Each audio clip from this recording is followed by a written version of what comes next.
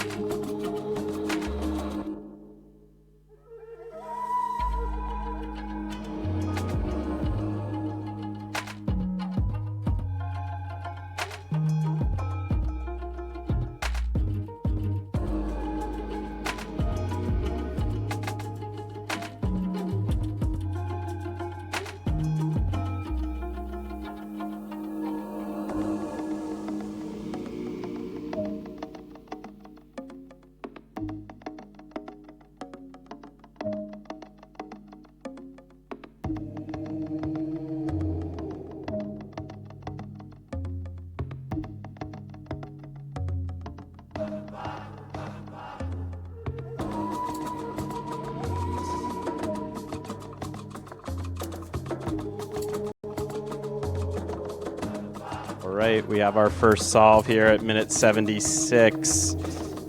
D-Dust2. D-Dust2, where are you? Congratulations on getting this started. Kicked off here in the finals. You've got the lead. How does it feel? A little bit nervous, actually. A little bit nervous. What is your hacking spirit animal that you try to inhabit while you hack? Sorry, my brain is focusing on this. All right, we'll go with the elephant. They're very smart.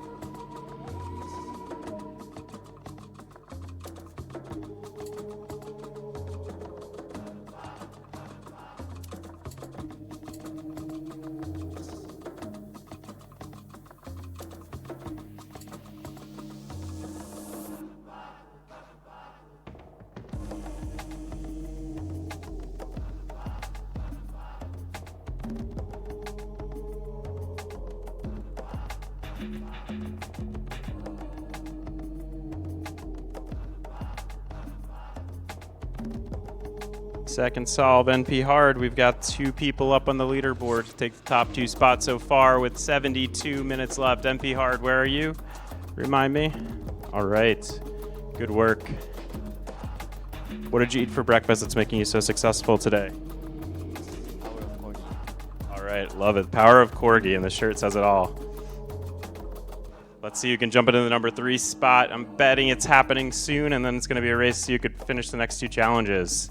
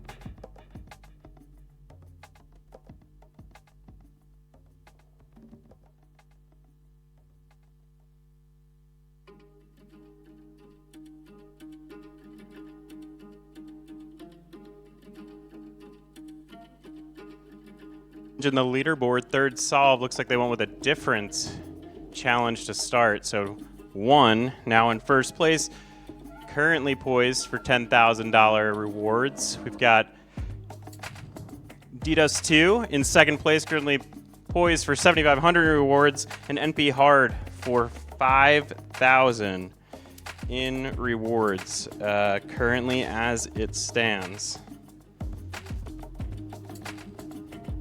Where is one located? Top of the leaderboard, where are you? Is that you? All right, they're staying in on. Okay, fair enough.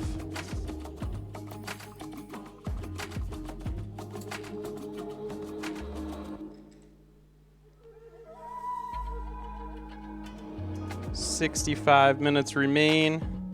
And remember, if we have 3 people solve all 3, that'll end the clock before the remaining 64 minutes. So keep hacking away, guys.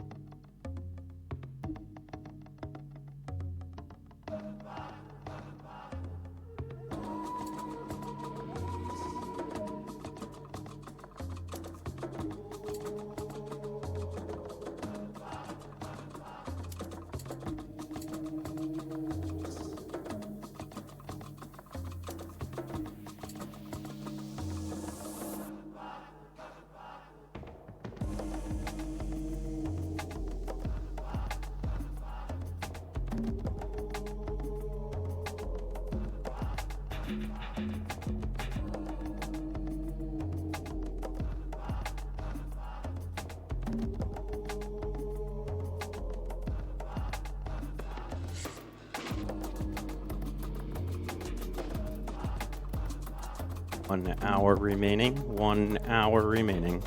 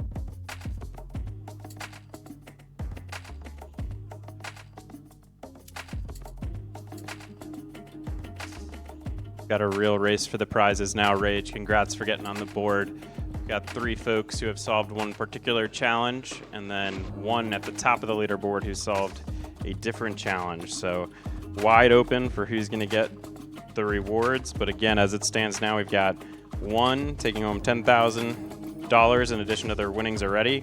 $7,500 for DDoS 2, and NP Hard would get $5,000 in this round. So anybody's game still, 51 minutes and 45 seconds left. Keep hustling. Everybody's doing a great job.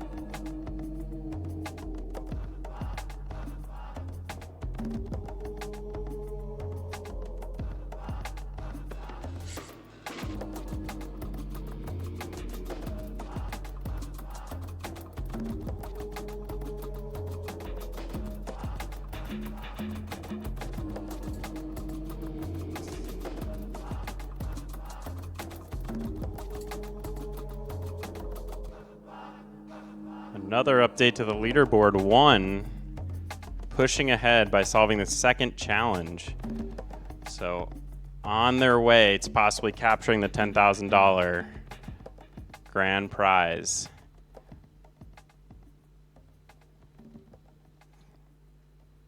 A reminder that places 4 through 14 in the finals all receive the same amount. So if we have a top 3 that solve all 3 before the timer's up, the finals will be over. So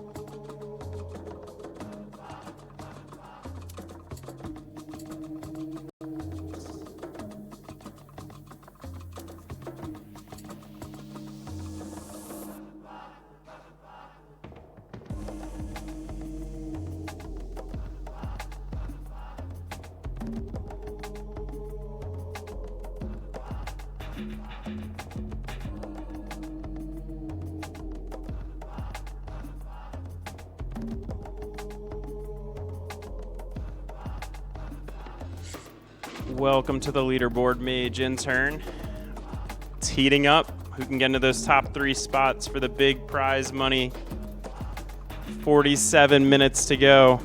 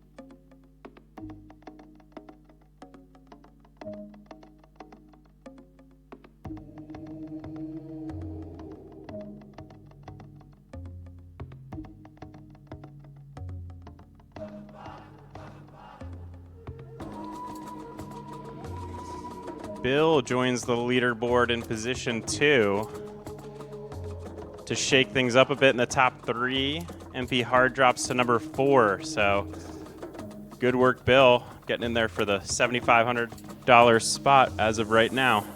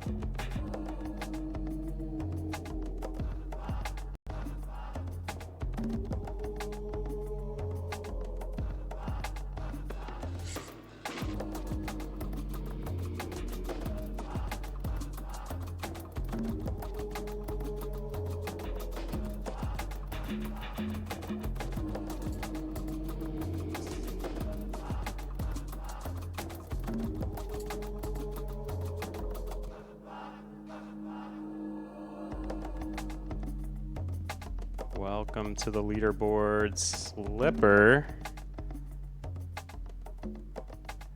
Slipper with 2 solves very quickly to put them into second place now over Bill. So it's heating up. We've got 2 folks with 2 solves. The first one to get the last one is going to take home the $10,000 prize unless someone can solve 2 before they get to that last one. With third place wide open still, but being held by Bill as we speak.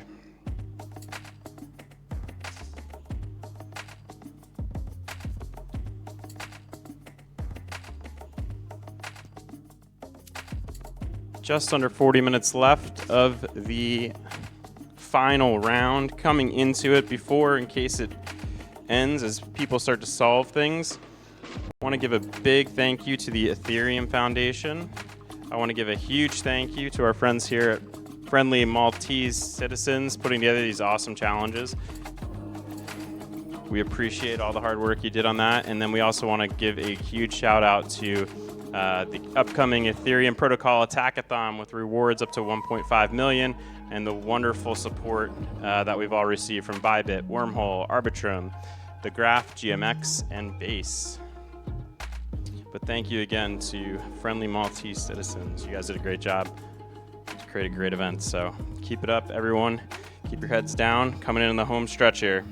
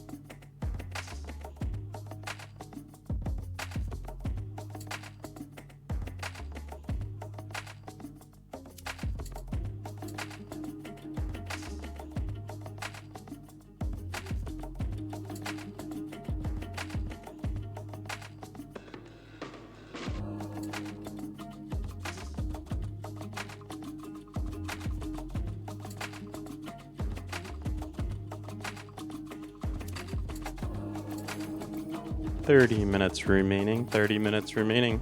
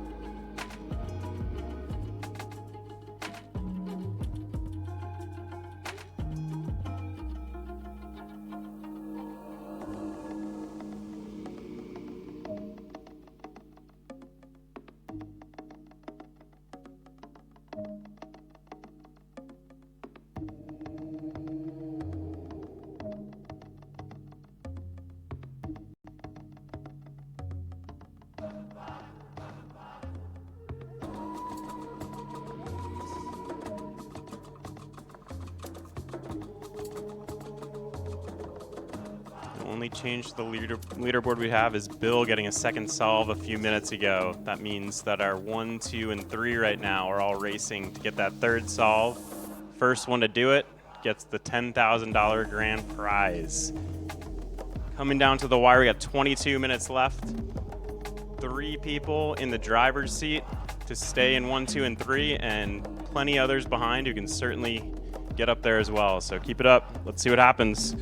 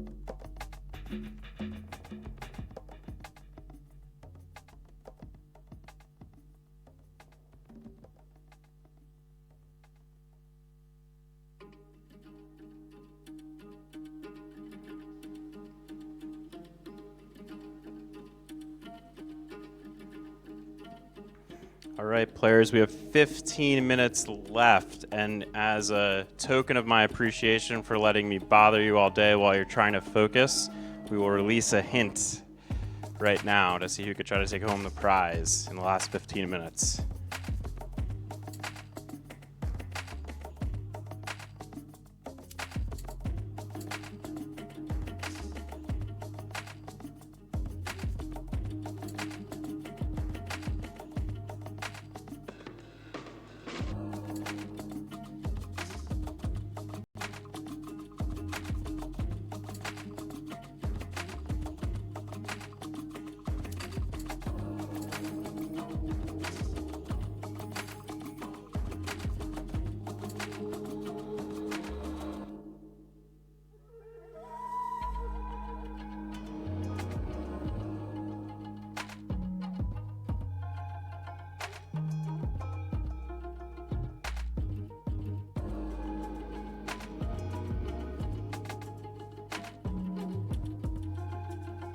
There were typos in the first hint, so there's a second hint out there now to clarify.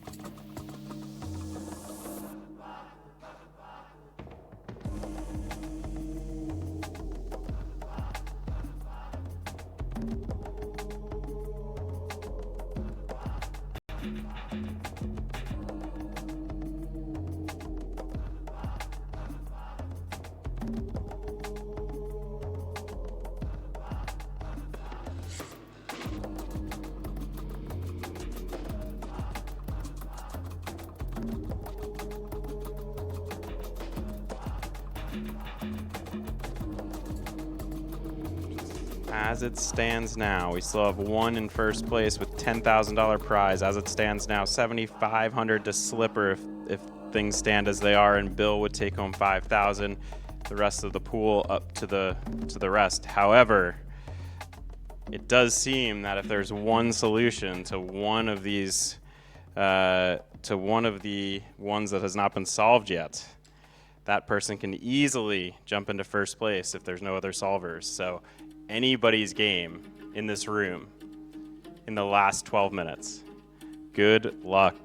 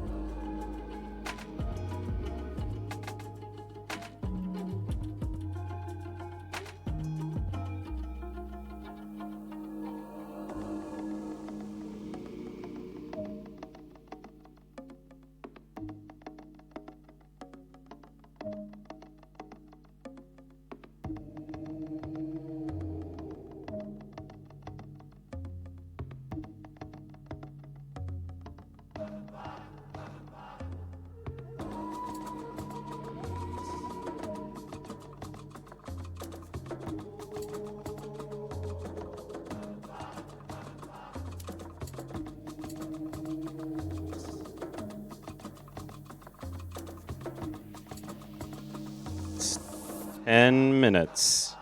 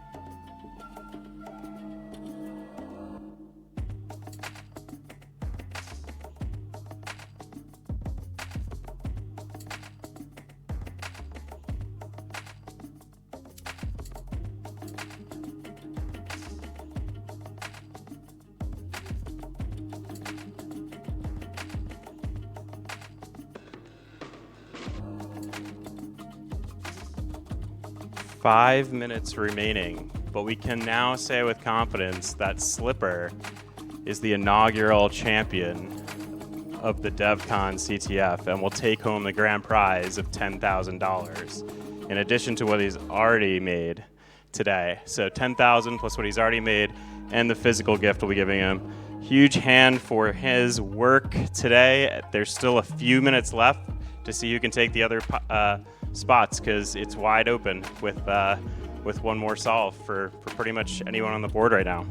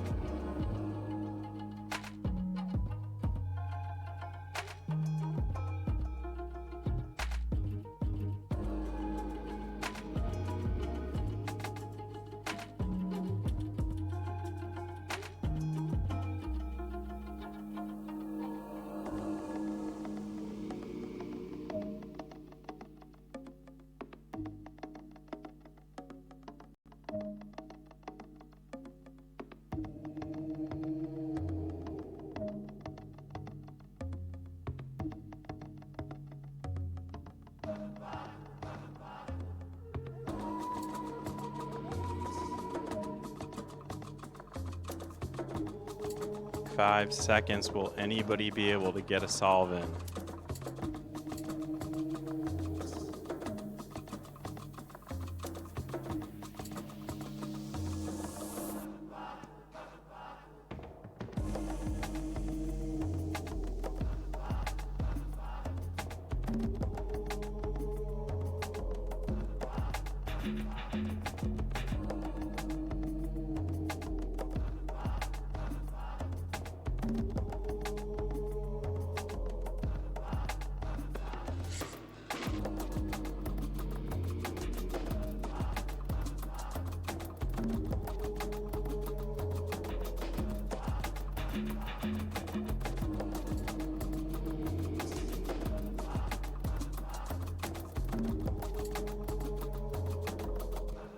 All right, pencils down. A big round of applause to the whole group here. Everyone in this room should be pretty proud. That was a lot of people that came in this room and did some speed hacking today, and you are the best among them today. A huge congrats to Slipper. Where are you? Slipper, come on up for a minute. Congratulations on winning the whole thing. I have a question for you. You took a little bit of a mitigated risk there in holding two answers at the same time. It looked like you submitted them back to back. Was that intentional strategy to put pressure on one? So I thought I have already submitted the one solution, but it turns out I was not showed on the scoreboard. So I just realized I didn't submit the one successfully. So it looked like a brilliant strategy. That was actually a brilliant accident. Congratulations, you did a fantastic job today. How do you think you'll spend the money? How much would I get? 5,000, because you and I will split 5,000 each. No, $10,000 plus what you already got from the previous round. So you'll get a little over $10,000 and a gift from us at the award ceremony later. But I haven't decided yet. So, but I would thank ChatGPT for helping me. So I would pay for them. so a nice donation should go to ChatGPT for helping during the competition. Congratulations to you for being the inaugural winner. I want to shout out really quickly again our great friends over here, the Friendly Maltese Citizens, for putting these challenges together. I think they did a really great job of putting challenges that were of all difficulty types and managing the event and the platform, so we really appreciate their help here, our team here as well. I want to thank the Ethereum Foundation for allowing us to run this, the first one they've done, I believe, at Devcon, and hopefully not the last, and for being our partner in doing so. And I really want to thank the, as you know, the upcoming attack-a-thon of the audit competition for the Ethereum protocol. The entire thing's in scope. Saw a lot of really talented people in this room today who I think could do a really great job working on this project that starts in about 12 or 11 days. 8 weeks of hunting, a ton of educational materials to get you up to speed, and the sponsors of that program who are supporting it, we'd also like to thank, which is Bybit, Wormhole, Arbitrum, The Graph, GMX, and Base. So a huge round of applause. I also want to congratulate our second and third place winners for respectively earning $7,500 and $5,000. So that's one. Where's one? Raise your hand, one. Stand up, one. Congratulations. And then Bill. Where's Bill? Bill, congratulations, winning $5,000 plus what you did earlier today. So really great work by all of you. I think you're all coming out in the black today by getting some rewards in cash. We also have a reward for you later, which we'll do at the award ceremony here after we do a little bit of a fireside chat regarding security. So hopefully you'll stick around for that so you can collect your gear and then get to our team with your wallet numbers if you haven't already done that, so you can collect your USDC in the next few weeks. The last thing is, a lot of the folks in this room, which is amazing, didn't even sign up until they walked up today and just came in and dominated. So really great job on you all for showing up, coming through here, getting into the finals, making a few dollars. And because of that, I don't believe you got swag packs. So we have swag packs for you as well. Ash, if you could raise your hand over there, he has them for you. So make sure you collect those as well before you depart. But yeah, thank you all for participating. Find anyone in an Immunify shirt to give some feedback to, because we want to make sure we give feedback to the Ethereum Foundation. So when they run these again, they can kind of decide, what the best route to do and get some good feedback from you all of what's too hard, what you would have changed, and we'll try to adapt it that way. But thanks for participating in the first one, and have a great day. Stay tuned for the fireside chat.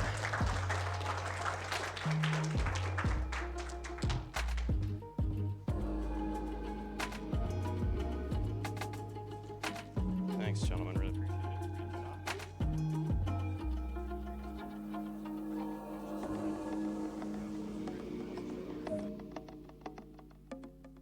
it.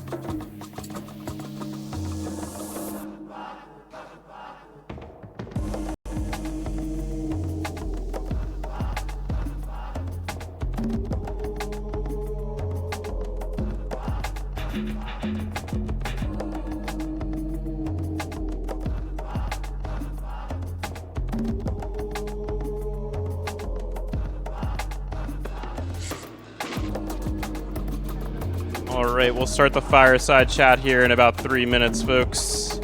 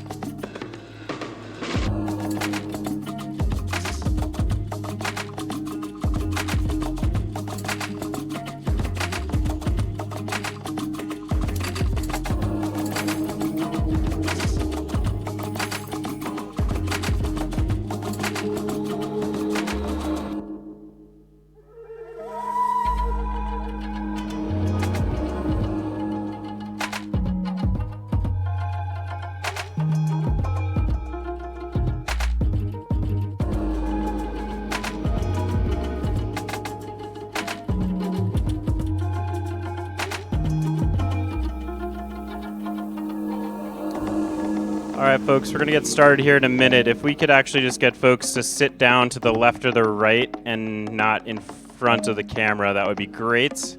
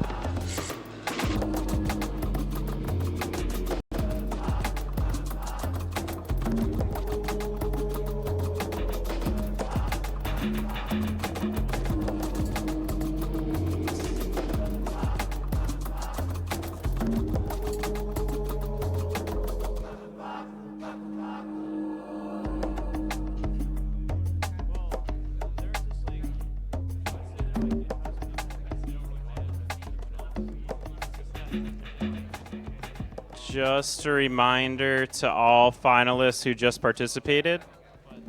Quick reminder to all finalists who just participated, please stay here for the award ceremony so we can give you your gift, and ensure that you've talked to our team and given us your wallet address so we could deliver your reward money. All right. With that, I think we'll start to get the fireside chat here going since we got the live stream. And what I think we'll do first to make it quite easy on ourselves is just introduce who we have here. You've heard me talking all day, so enough of me, but I'm Mike O'Keefe. I head up sales and customer success at Immunify, which is CrowdSec bug bounty programs and audit competitions. And let's just move left to right to start.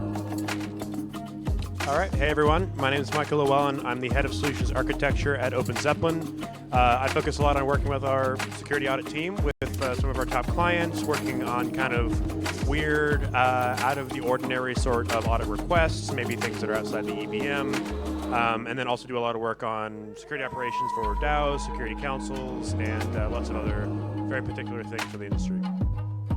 Hello, my name is Neville. So I'm a program analysis expert, primarily in management in DDoB. So I'm also a co-founder. My time is spread throughout, like engineering, management, sales, and a lot of operations as a co-founder. But yeah, I'm a security researcher at heart. Hey, I'm Luna. I'm the co-founder and CEO of Zelic. My background is in vulnerability research, reverse engineering. So I used to do like iOS zero-click. That's the kind of background I have. And then, nowadays I mainly just do Zelic with my co-founder Jazzy. We recently acquired a company called Code Farina. You might have heard of it. I work very closely with that team as well now. So that's kind of what I do. Yeah. I'm Pietro. I'm a lead auditor at Chain Security, and we are an auditing company based in Zurich who specializes in complex DeFi projects. And we've audited a bunch of projects that you might know: Maker, Curve, Lido, Polymarket. We've got bugs if you want later. We find them and we package them. And we specialize on EVM ecosystem. Awesome. And so thank you all for joining the panel. Thanks for coming here today. Nice way to end the long day of deep focus these folks had. And I think it's been great because I think Immunify has worked with all of you in different capacities throughout the years. So it's a great collection of folks here. I'm going to start with one that's a little off script that we hadn't talked about yet is Pietro. Pietro, you participated today. What did you think of the CTF? What did you think of the strength of the challenges, and how you felt you performed? Yeah, so I'm not too satisfied with how I performed. I review code 8 hours a day, all year, but I very rarely deploy anything, very rarely interact with RPCs myself. So I found the bug quite rapidly. I was in round 3, and I think they were very easy to spot. But then I had some trouble with on-chain part. It was an interesting challenge still, but I'm curious to see what the other rounds were about. There were 6 with different challenges, and the finals also seemed very interesting, but I haven't read the code, so I'm curious to see that. Perhaps a team format would work better for you next time. You spot the bugs and then you hand it off to a teammate. Yeah, probably, or just taking a couple of hours to get used to deploying stuff beforehand also would have worked. Well, we were thrilled to have you participate. A lot of the audience today, a lot of the participants in the CTF today, which was fantastic, were developers, security researchers, auditors. We had a really great mix, and many others, I'm sure, as well. So I think keeping that in mind, keeping the audience in mind when we go through the next few questions over the next 15 minutes or so, we can kind of cater to those audiences however you please and whatever angle you guys want to come at it from. But the first thing I'd like to ask is, a lot of these folks are involved in CrowdSec security. That's kind of what the Ethereum protocol attackathon will be about. I'm curious how you all see CrowdSec security next to your businesses and how you operate, and maybe where I'll start actually is with you, Luna, because you all recently acquired Code Arena. So you obviously see some value next to the audit. So I'd love to hear your perspective. Yeah, I mean, the main reason we acquired Code Arena is we just think we can deliver like better experience, better security for our customers. The main thing that I would shill is this concept that we have introduced called Audits Plus. So when you have a consultative audit, you're going to get like, a small number of very highly skilled people, and they're going to look at the most important parts of the protocol, but it's fundamentally a time-boxed audit, right? So they're going to get maybe 1 week, 2 weeks, 3 weeks to look at this thing, so they can't afford to look at every single like gas optimization that there could be, or like, oh no, this function's not documented. They need to go find and make sure that the critical invariants of the protocol are firm. Now, on the other hand, a lot of times you do want to get information about all the possible things that could go wrong, and not just that, you might want to have hundreds or thousands of eyes on the code base, because that is what you want before you not just ship it to mainnet, but also before you put it in front of a bug bounty, right? Because that would be very expensive. The earlier you catch a bug in your development lifecycle, the cheaper it is, whether that be at the integration test or the unit test or the code review, internal audit. The earlier you catch these things, it's cheaper. So you want to get a consultative audit because you can have a firm authority say like, okay, yeah, we looked at it and we're pretty sure it's secure. And then you want the additional reassurance of like, okay, now not just that, we've got a crowd of people that looked at it and it's definitely been very thoroughly picked apart.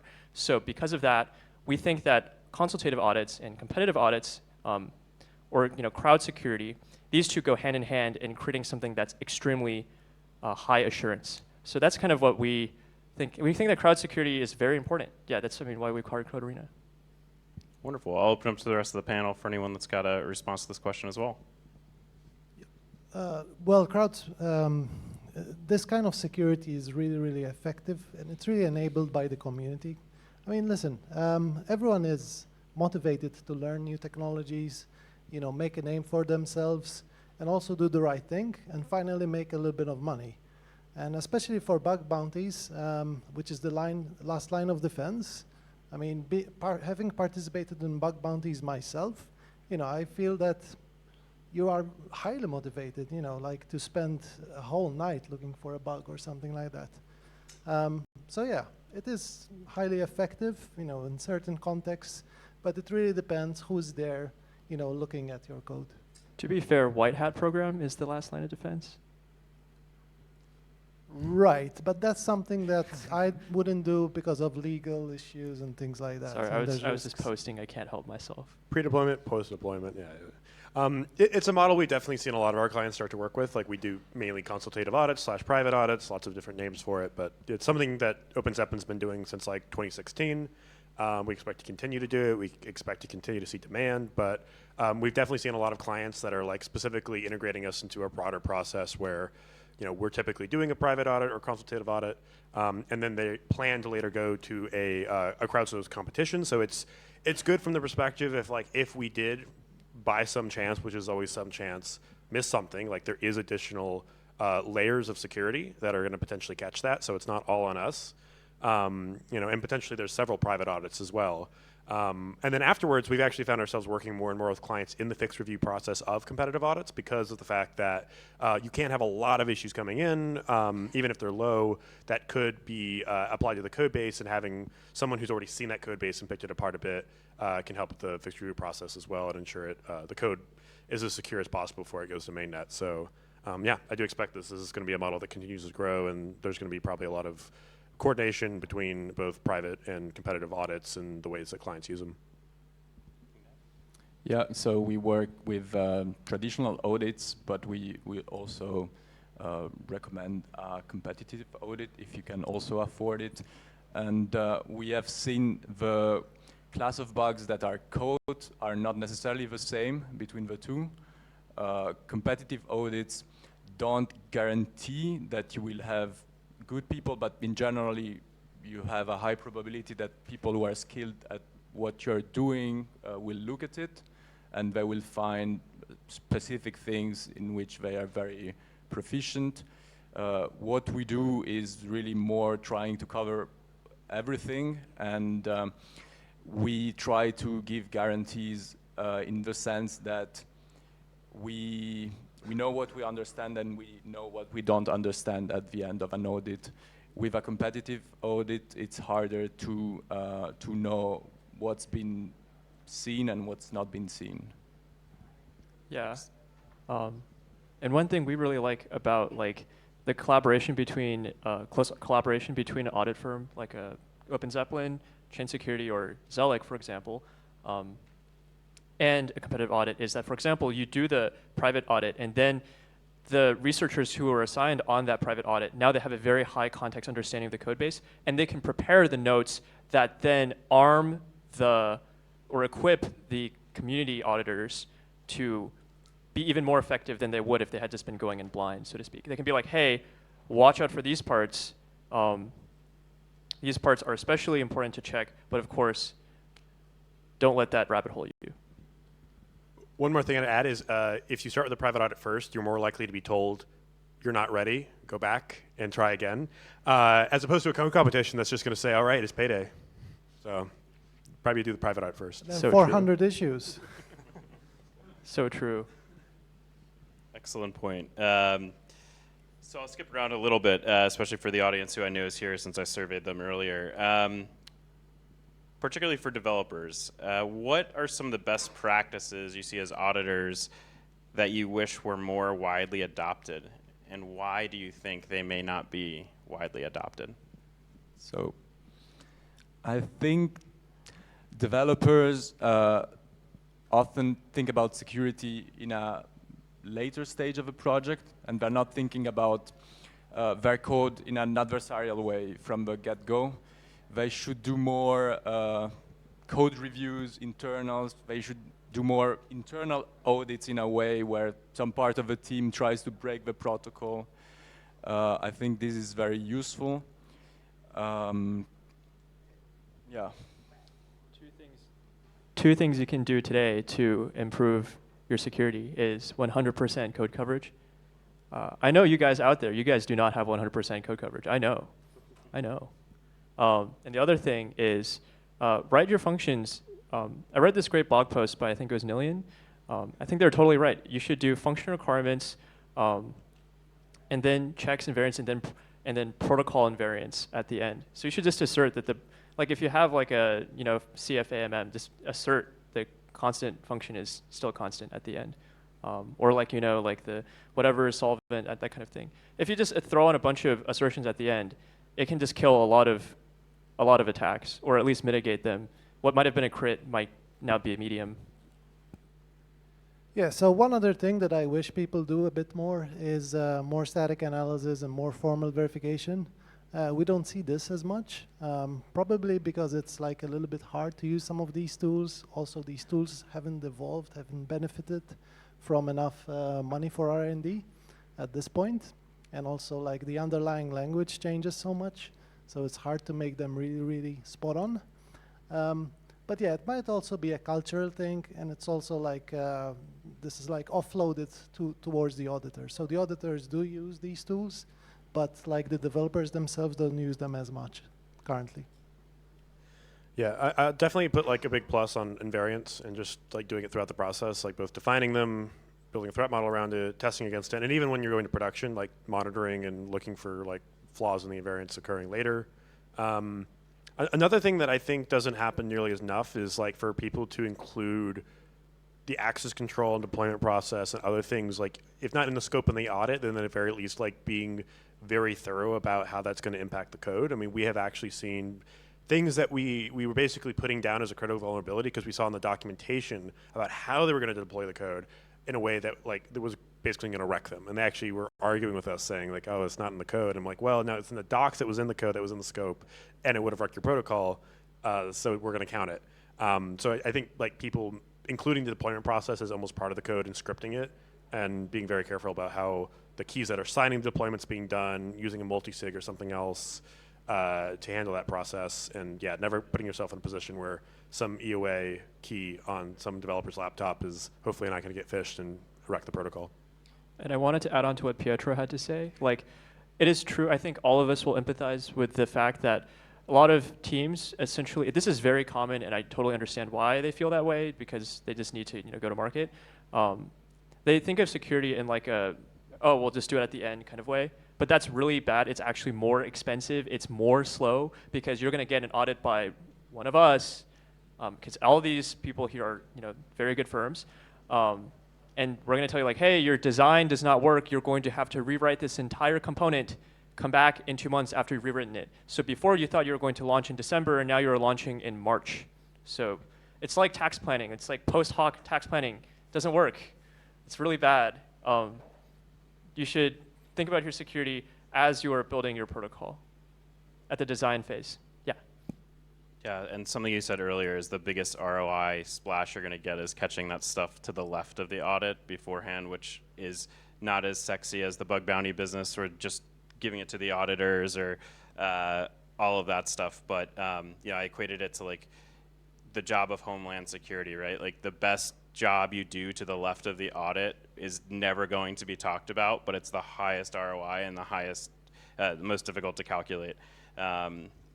Avoiding those situations. So I think, sorry, yeah, a lot of the work you do initially is also relevant to security, even if it's not security oriented sometimes. Like good design is something that makes security assessment much easier, even if you have been thinking about security the whole time. And so I would say being good at software development helps security in general, yes.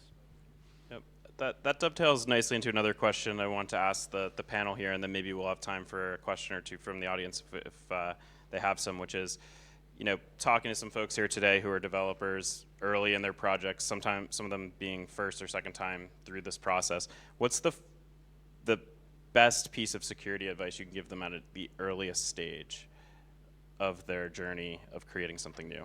Yeah. Oh, sorry. Michael, did you want to go? Go for it.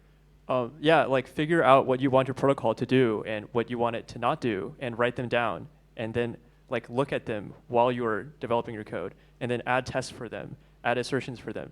Like we find this to be a very common problem in our audits, is that we talk to the customer like, okay, so like what are you worried about? And they're like, well, we don't want to get hacked. And I'm like, okay, what does that mean? Right? You should know what it means for your protocol to get hacked. So then you can like actually think about like, okay, well, I'm worried about this or that. Basically having a real threat model. I'll add to that, like definitely 100% threat modeling is like where you should start. I think because the other thing is like people, like security has to scale with the project. Like, are you going to be able to afford to have like a full monitoring infrastructure set up, like going to deployment if you're like, you don't have any TVL, you don't have a lot of things. Like we will still say like, yeah, you should probably do that. But if you like literally can't, you don't have the resources, like a lot of teams I think will, because they start out without like a lot of the security infrastructure or support, but then like suddenly in a couple of months their TVL's like grown, it's gotten massive, there's a lot more value at stake. They never really thought through how are we going to like upscale our security. Like I've seen people that will build up their access control and hard code in something like EOA owner, and they're like, well, maybe we should transfer it to a multisig now, and they're like, actually, we don't know how to do that. We didn't prepare for it. That's like a particularly egregious example that does exist in a billion-dollar protocol. Try looking for it, where someone just hard coded the owner, and you just hope that whoever has that key never gets like kidnapped or decides to go rogue. So like, but just in general, be prepared to like scale up your security as you have the resources to spend on it. And just even if you can't spend on it today, plan to know like, okay, at some point at like this level of TVL, let's start like taking whatever profits might come from that and like invest it in making our protocol more secure. Because like most of y'all here, unless you win enough from this competition to pay for a whole audit, you know, you can't get your code audited from a top tier firm, but maybe at some point you do or want to, and yeah, be prepared to upgrade and other things. Yeah, like you want to have escape hatches for yourself. It's kind of like lawyering stuff up. Like, have you anyone here worked with lawyers before? They're like so expensive. It's like so annoying. So you tell them like, okay, we don't need like this like friggin' Cayman Islands Panama thing. Just like make me the Delaware LLC, and just we'll fix it later if it gets really big. But like these things are, you know, lawyers are good at like, okay, yeah, we'll just like move all this stuff over. It'll be fine. They're good at like having these escape hatches for you because people have been making legal contracts for a long time. Think about your security in ways so that you have escape hatches for, okay, now my thing has scaled, how I'm going to keep this secure as it's growing. But you know, you don't want to like be dumping tons of money on making your protocol super fancy secure early on because you probably don't need it. Yeah, I would say start really simple. You might have a lot of very good ideas, but really make the minimal protocol you can do, and you will save a lot of money on security, on audits.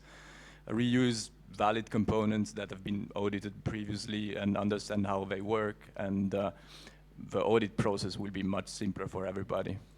One final thing that I'd like to add is probably what you're going to be building, 99% of the time it's not going to be original. Like a lot of people have built something which is similar, and you can look at what happened to that thing. Probably it failed, probably it had some security issues, probably it had some economic issues, right, if it's a Web3 project. You know, so go back, see what happened, how it failed, and make sure that your design at the very early stages and also your requirements are such that this will not happen. That's obviously very hard, but if you do it at an early stage, it's going to be much cheaper. Excellent.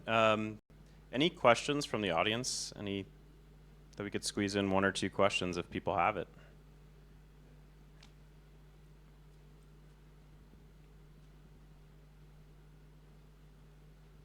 Hi, so I'm building a debit card solution where I'm assuming that once a transaction signed and went to the network, it will be successful because the whole thing is standardized. But on the parallel, I am running a consensus model which will monitor those transactions if those are successful or not. And if it fails, it will trigger the system and act accordingly. So what things I should keep in mind, like what could be the security threat which I could face, or yeah.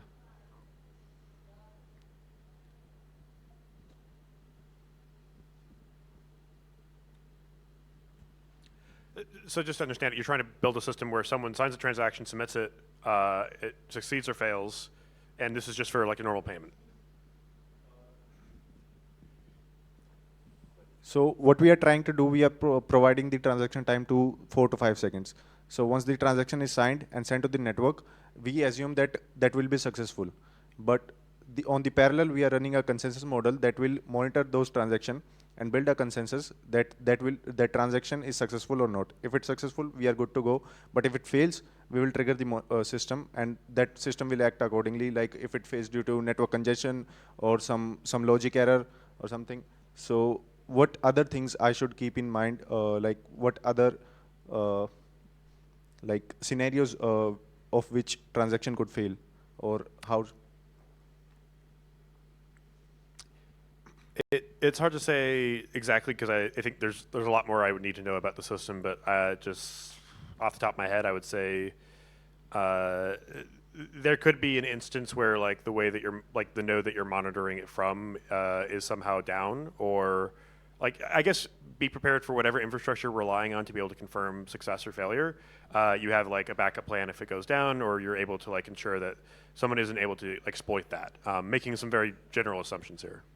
like we are using blockless protocol, which have different nodes, and I think those nodes are building the consensus. Not a single node is building the consensus or a proof that a transaction is failed or successful.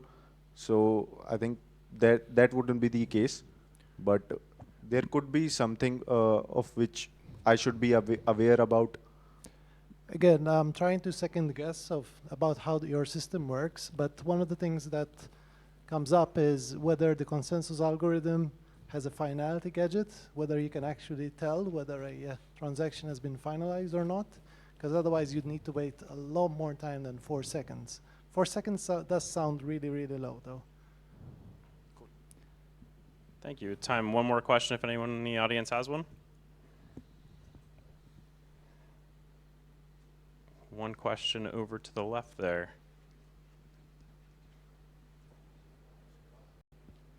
Hi, so I'm not a security researcher myself, but I've seen a lot of hacks that are due to consensus mechanisms and sometimes mass social engineering of a protocol. I was wondering, what do you think about how we can basically build mechanisms that are more hard-coded to prevent such exploits? More hard-coded? Yeah, because basically the human factor is more unpredictable. How can we hard code consensus to be less? Maybe it's a difficult question. When you say consensus, do you mean like for example, a multi-sig, does that count as consensus? Yes, and also at scale, like for a DAO. For a DAO? Yeah, so transparency is very important here because it makes it a lot easier to see what you're actually voting for example. I think one notable example was there was one for Tornado Cash where they just like proposed a thing and they were like, yeah, it totally does this, and it just like did something else. So yeah, like monitoring your DAO is pretty good, transparency. Another thing is just time locks. So like make it so it's easy to cancel a thing that's in the pending state in the time lock. So this way there's a longer window for things that are like potentially breaking to get canceled and noticed. Of course, the downside there is you get a lot more latency, so if you have some critical thing that needs to get jammed through, it may make it hard to do that timely, so that's another trade-off. Do you guys have any ideas? Yeah, we've had some really fun experience, and I say fun in a sarcastic way, with DAOs that were under some form of governance attack. In one case, like a whale buying a lot of tokens and trying to push through a proposal on Compound that would have given them an even larger part of the treasury and then control the DAO. And the way they did it was very tricky. They took a bunch of tokens they had purchased, they spread it amongst a bunch of accounts. We did actually have security monitoring that picked this up as strange activity. But even then, it's like, okay, so who is like a genuine new delegate, and who's one of these mini accounts controlled by this one entity? There's very few ways to do that in a permissionless system because it's essentially a Sybil attack in that sense, as long as they have the resources to allocate. I think at least being aware, I think ultimately like having a reputation in the ecosystem and then having some checks and balances on them and recovery mechanisms, like in that case, like having a multi-sig that can veto proposals if they're somehow violating the DAO, but you have very specific rules, that multi-sig is elected by the DAO, they're accountable. That's where I'm starting to go towards, especially for DAOs. And for multi-sigs themselves, I think definitely having strong reputation, possibly even KYC, kind of depends. People are, controversial around that. But I think if it's appropriate to like say, we know these are individual people, do a signing ceremony where they're all in different places and they can verify they're all different people. It's not like one guy controlling 4 or 5 different keys. Yeah, I think it's like there's no good technical solution to these things. These are just like, okay, having strong social mechanisms to recognize who's a good actor and who's not, because it's not as easy as like Ethereum, where it's like, okay, we're running a bunch of nodes that are all coming to deterministic answers, and the general idea is just like make sure you have enough nodes that they can always outvote the bad nodes on the deterministic answer. With multi-sigs and DAOs, these are not deterministic answers of like, yes, this is good, yes, this is bad. So there does have to be a lot more work on the consensus of who are the actors, why are they allowed to participate in the system, and how do you root out bad actors and prevent them from gaining control. As a shitpost, you could take the MakerDAO approach and you could make the decisions deterministic by offloading it to AI. All right, end of shitpost. All right. It's also an interesting experiment anyways. I'm curious how it goes. So another mechanism I've seen is to make the quorum of a governance mechanism increase in size the more contentious the vote is. so that a simple majority is not enough. So it's a variable quorum. Yeah, of course, it's like a trade-off between like how easy it is to get stuff done, same with time locks, and how safe it is. Yeah.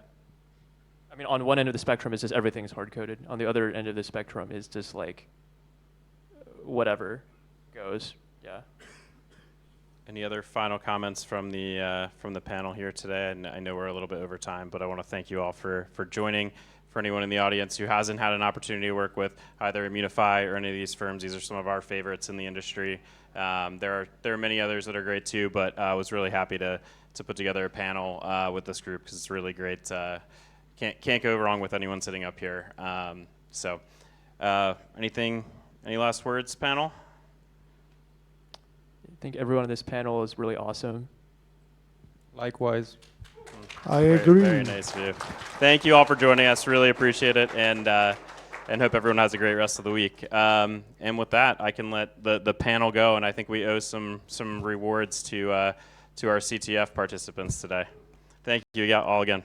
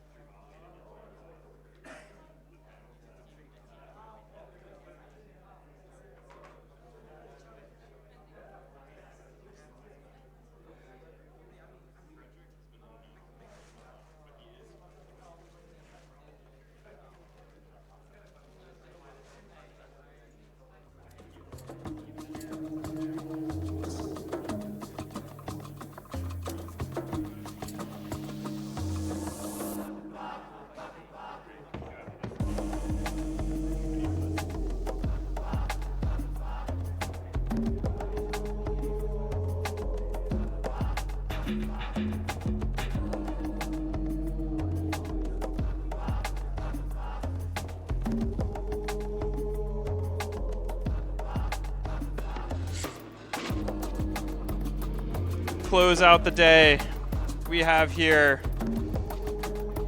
our awards for our wonderful CTF participants. We're going to go ahead and start with Slipper again. What's that? I'll let Slipper show, yeah. All right, so in addition to your cash rewards, again, make sure that you've given your wallet information, your correct wallet information, double, triple check it so you get your correct payment. But if Slipper is still here, we do have a physical gift for you if you want to come up and grab it. Slipper, are you still here? Come on up real quick. So in addition to the cash, congratulations again on being the first one. Maybe you can show the rest of the participants what we'll be giving out here to the finalists. So in addition to the cash prize, we've got a nice set of Beats by Dre Studio Pro headphones for everybody to take home. And make sure you get your Immunify swag bag as well, commemorating the event here today. Let me go through and call names up to come get your stuff.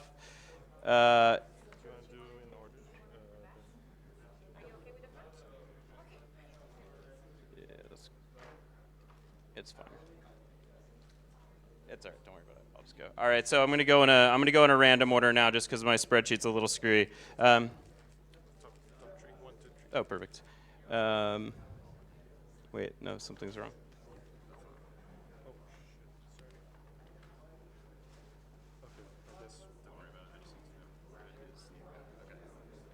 All right.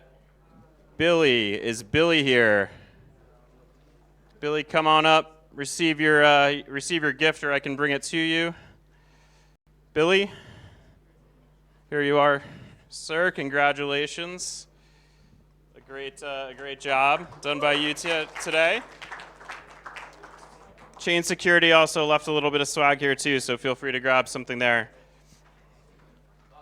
All right. Next we have Tony. Tony, come on up. Congratulations to you. Way to be a finalist here in the CTF. A lot of hours spent here today. Heads down. Thank you. Next, we're looking for Nayoa. I hope I'm pronouncing that correctly. Is Nayoa here? Nayoya. Maybe that's the better pronunciation. All right, we'll hold that one off to the side.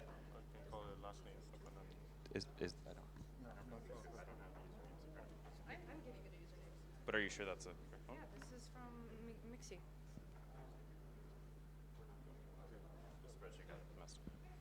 No, thank you. All right, yep. Harry. Harry? All right. Congrats, great work today. Good work.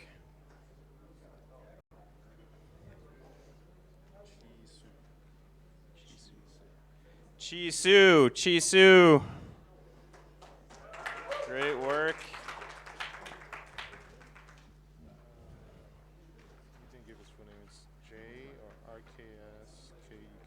We've got somebody that's going by the name of just Jay.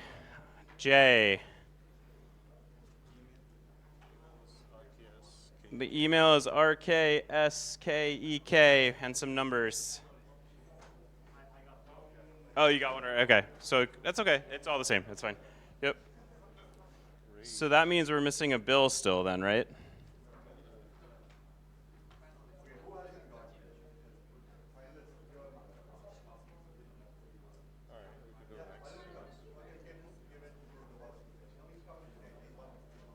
Yeah, it's all good. Yeah, yeah, it's all the same. We can just pass them out.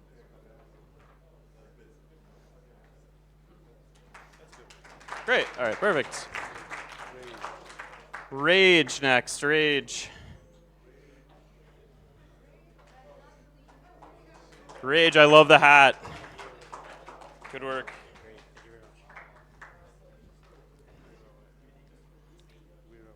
All right. There we go. Already knew. Just need a bag. Congratulations. Great work. Great work. Thank you. Thank you. Mage intern. Mage intern. Great work. Congratulations, Mage. M4K2. Congratulations. Yep. Vlad. Vlad, are you still here? All right, Vlad. Vlad, I think you even won your group too, I believe. So congratulations. Nipun. Great work. The early leader stays on the leaderboard. And Valera, last but not least. Valera, congratulations. Great work. Great work.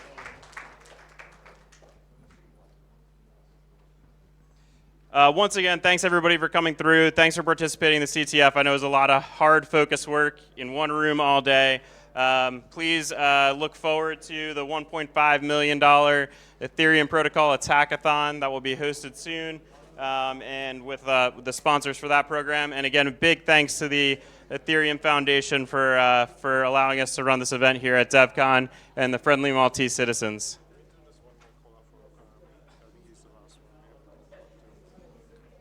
Okanami, are you still here? Okanami?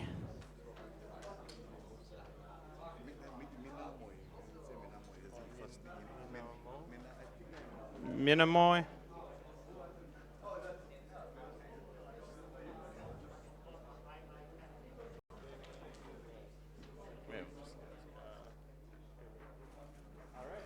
And take care. Have a great rest of your week and enjoy the rest of DevCon.